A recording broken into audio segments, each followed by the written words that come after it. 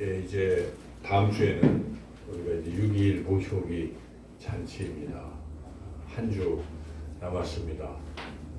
한편으로는 이제 마음이 설레이기도 하고, 이번에 꼭 이분이 하나님 만났으면 좋겠다는 그런 기대로 우리가 이렇게 전도를 하고 있지만, 또 다른 한편으로 이제 한 주 남았는데 과연 내가 오라고 할 때 올까?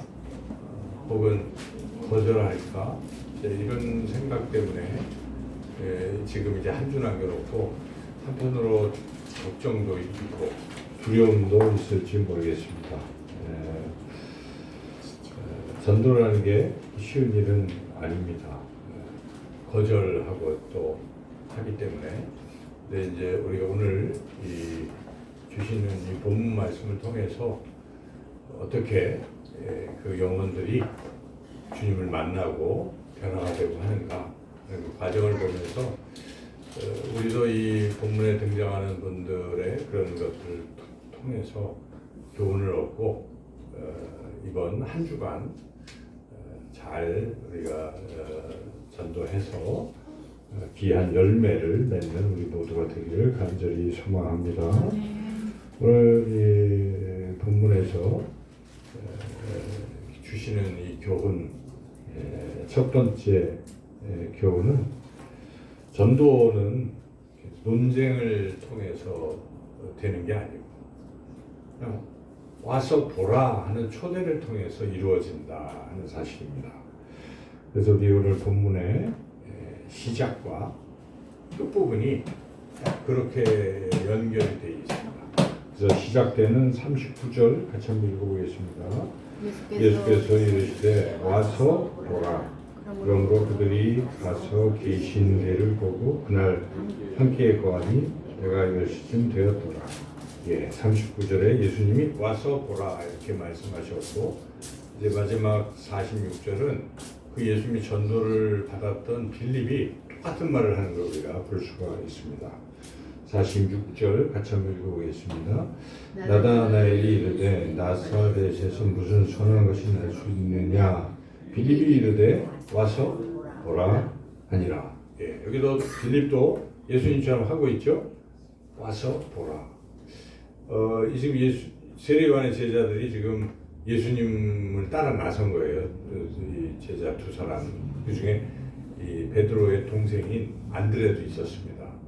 근데 예수님과 이렇게 대화를 나누면서 뭔가 여러 가지를 알고 싶었지만 예수님께서 자세하게 그 안드레와 따라온 그 다른 제자에게 뭘 설명한 것이 아닙니다.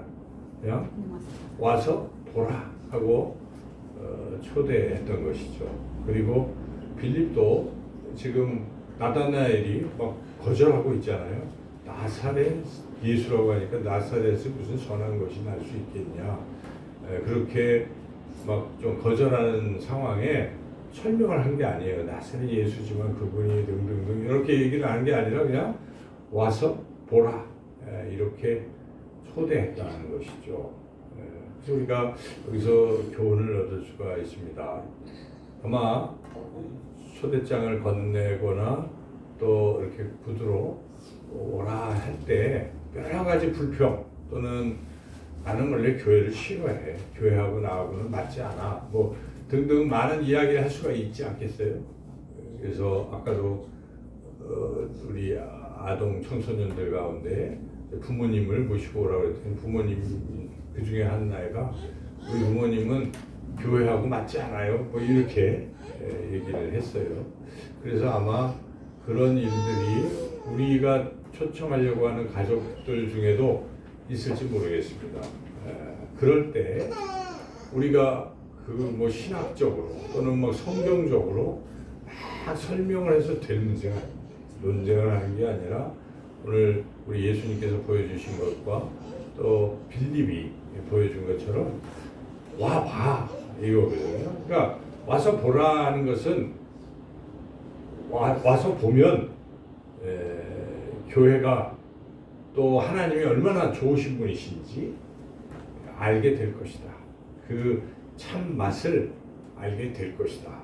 이런 것이죠. 그러니까 그렇게 자기가 정말 주님을 믿는 게 기쁘고 또 그러면 그냥 야 와보면 돼 이렇게 이야기할 수 있다는 것이죠. 근데 자기가 하나님을 믿는 것 자체에서 어떤 즐거움이나 기쁨이나 평강이나 뭐 이런 소망이나 이런 게 없으면 그런 얘기하기 참 힘들 것입니다. 그래서 우리가 가장 중요한 것은 주님을 믿는 기쁨 또 평안 이런 걸 회복하는 거예요. 내가 이렇게 참 불안하고 또 두렵고 어렵지만 이상하게도 주님 앞에 나가면 내 마음이 평안해져. 이런 것이죠. 그래서 평안의 그런 맛을 느낀 사람들은 할 수 있는 것입니다. 그냥 와봐.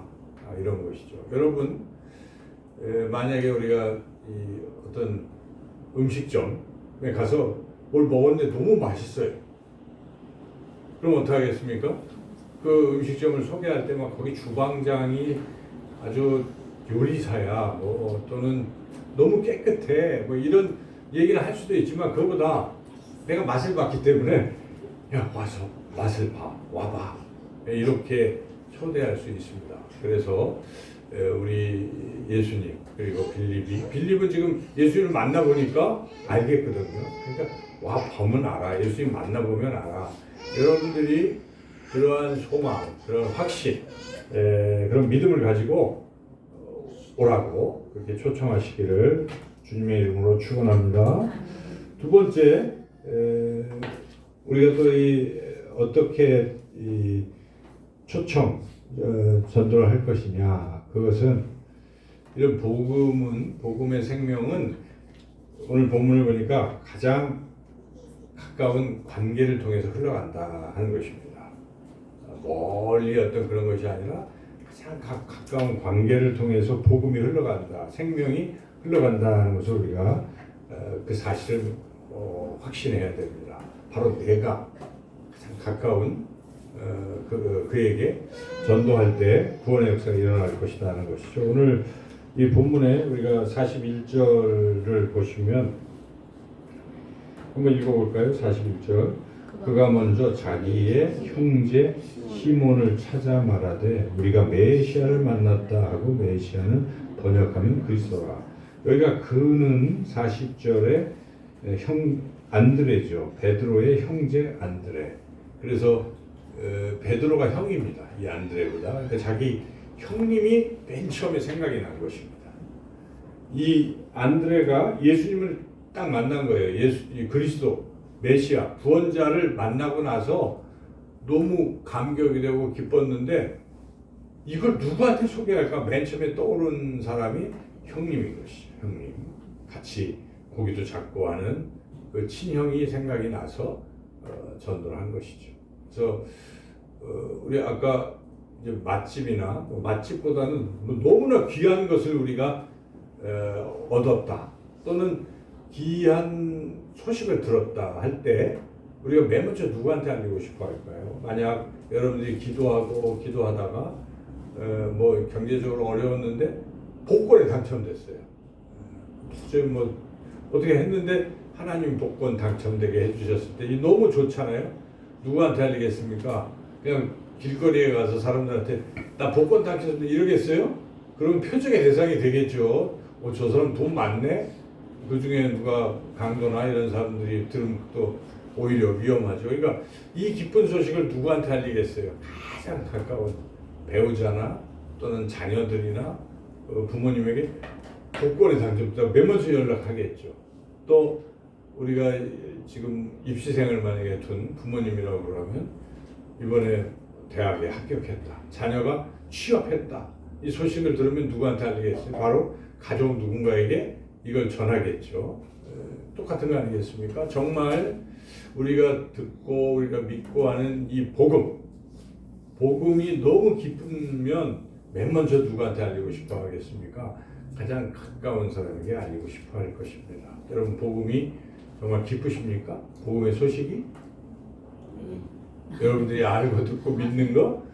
내가 죄인인데 내가 예수님을 믿어서 죄 사함을 받고 나는 지옥에 내 모든 행적이나 이런 것을 다 따져보면 천국 갈 가망성이 별로 없어 보이는데 예수님 믿는 믿음 하나로 천국에 간다 하는 이게 얼마나 기쁜 소식이겠습니까? 이것을 진짜 믿는다면 너무 기쁘죠. 이 기쁜 소식을 아직도 모르는 사람이 그 중에 나의 가장 가까운 자녀나 가까운 배우자나 부모님이 그러하다면 꼭 알리고 싶어 할 것입니다. 그래서 하나님이 복음을 전하는 원리는 그런 것입니다. 우리의 어떤 성정을 무시하지 않는 것입니다. 우리가 그렇게 되어 있기 때문에 그래서 오늘 본문에서 보여주시는 것입니다. 가장 가까운 친구들에게 지금 빌립은 나다나엘에게 또 형제에게 우리 형 동생 안드레는 형 베드로에게 이걸 전하고 있다는 것입니다. 그래서 그와 같이 복음은 가장 가까운 관계를 통해서 흘러간다 하는 사실을 보여주시고 있기 때문에 우리가 이걸 확신해야 돼요. 이렇게 우리가 고백해야 되는 것입니다. 하나님은 지금 바로 나를 통해서 내 배우자, 나를 통해서 내 자녀들에게 이걸 전하게 하시는구나 하는 걸 우리가 깨달아야 돼요. 만약에 내가 안 하면 어려운 거예요. 가까운 나도 전하지 않는데 누가 전해주겠습니까? 누가 전해달라고 우리가 기도는 할 수 있겠지만 나는 좀 어색하다고. 그러나 오늘 이 본문은 우리가 해야 된다는 것입니다.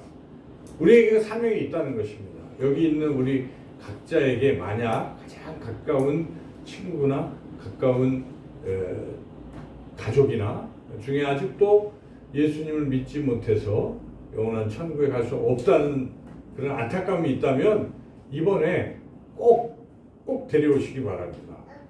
여러분 전달하는 건 우리가 할 책임이 있어요. 근데 구원은 우리가 하는 게 아니에요. 우리가 어떻게 구원을 할 수 있겠습니까? 하나님이 하시는 것입니다.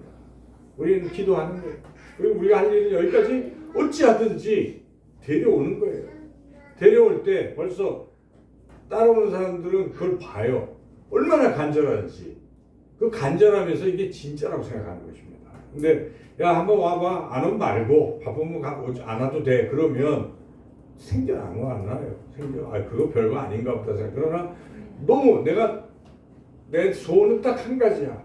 네가 이번에 꼭 오는 거야. 그만큼 내 마음에 간절함이 있다면 오죠. 이게 진짜인가 보다 생각하지 않겠어요? 얼마나 좋으면 저럴까. 그런데 우리에게 그런 간절함이 없다면 이게 어려운 것입니다. 그래서 우리가 기도하는 거예요. 하나님 영혼을 사랑하는 마음이 불릴 때 일어나게 해달라고. 그리고 하나님 내 안에 먼저 복음이 기쁨이 넘치게 해달라고 우리가 기도했던 것입니다. 그게 넘치면 되는 거예요. 그 다음에 어찌하든지 일로 모셔올 수 있다 하는 것이죠. 그래서 오늘 이 본문의 이야기를 통해서 하나님 우리에게 주시는 방법은 나를 통하지 아니하면 내 가장 가까운 이 가족은 구원받을 수 없다는 것을 알려주고 있다는 것이에요. 그래서 이번에 정말 이제 한 주 남았는데 기도하고 또 기도하고 사랑하는 마음, 불쌍히 여기는 마음을 가지고 꼭 가장 가까운 나의 가족들에게 권면하시고 이 자리로 어찌하든지 다음 주에 다 모셔오기를 주님의 이름으로 축원합니다. 이제 마지막 세 번째입니다. 마지막 오늘 본문이 주는 세 번째 이 교훈은 편견과 거절을 두려워하지 말라는 것입니다. 편견과 거절을 두려워하지 말라. 이거는 이제 마지막 46절에서 빌립이 나다나엘로부터 그러한 거절 또 어떤 편견에 의해서 그런 일을 당하게 됐다는 것인데요. 46절 한번 읽어보겠습니다. 나다나엘이 이르되 나사렛에서 무슨 선한 것이 날 수 있느냐. 빌립이 이르되 와서 보라 하니라. 나다나엘의 말도 일리가 있습니다. 구약 성경에도 이 나사렛은 그냥 촌동네에 불과하고 아주 그러한 거예요. 그래서 당시에 이스라엘 사람들은 갈릴리를 우습게 봤습니다. 북쪽에 갈릴리 지역 사람들은 아주 형편없다 이렇게 생각하는데 그 갈릴리 중에서 나사렛 촌동네는 아주 별거 아니다 이렇게 다 생각하고 있는데 거기서 인류를 구원하는 또 자기네 나라를 구원하는 그런 그리스도 메시아가 났다고 하니까 나다나엘은 좀 말씀도 연구하고 율법을 연구하는 그런 사람이죠. 그런데 이런 얘기를 들으니까 당연히 나사렛에서 무슨 선한 것이 날 수 있어 하고 빌립의 초청을 딱 거절해버린 것이죠. 이럴 수 있다는 것이에요. 이 전도 대상자가 너무 똑똑하거나 똑똑한 척을 하거나 뭐 아니면 세상의 편견으로 가득 차 있는 사람들이 있을 수가 있습니다.